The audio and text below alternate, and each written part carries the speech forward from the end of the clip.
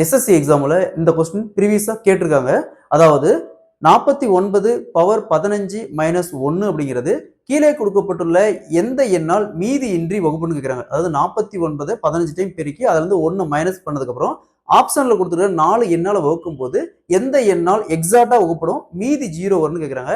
So number சிஸ்டத்துல இந்த model some கேட்டாங்களா எப்படி குயிக்கா சால்வ் பண்ணுறது போகலாம். அதற்கு முன்னாடி நம்முடைய அகாடமியில டிஎன்பிஎஸ்சி மற்றும் எஸ்எஸ்சி ஆர்ஆர்பி இந்த மாதிரி எக்ஸாம்ஸ்க்கான எஸ்பெஷலி மேக்ஸ் அண்ட் ரீசனிங்னு தனியா online live classes and test batch start ஆயிருக்கு. கிளாஸஸ் பத்தி வேற ஏதாவது டீடைல் வேணும்னா மேல இருக்கிற நம்பருக்கு கான்டாக்ட் பண்ணுங்க.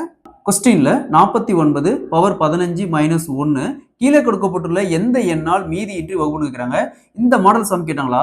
ஸோ பாருங்க இங்க 49 இருக்குது, இங்க பவர்ல 15 இருக்குது. 15 அப்படிங்கிறது ஆட் நம்பர் சரிங்களா. ஸோ இங்க என்ன இருக்கு 49 பவர் 15 மைனஸ் 1 இருக்கு.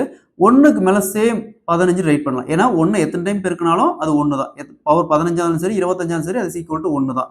நெக்ஸ்ட் இங்க பாருங்க இதுவும் ஆடு இதுவும் ஆட் நம்பர், அது ஒற்றைப்படை எண். இந்த மாதிரி இருந்துச்சுன்னா இதை விட்டுருங்க, இந்த ரெண்டையும் விட்டுருங்க. பேலன்ஸ் ஒன்று இருக்குது 49 மைனஸ் 1 ஈக்குவல் டு 48. ஸோ இந்த 48 ஆப்ஷன் கொடுக்க எந்த எண்ணால் வகுப்புன்னு பாருங்க, இதால வகுப்படும், எக்ஸாக்டா வகுப்படும். வகுக்கும் போது 0 வரும்.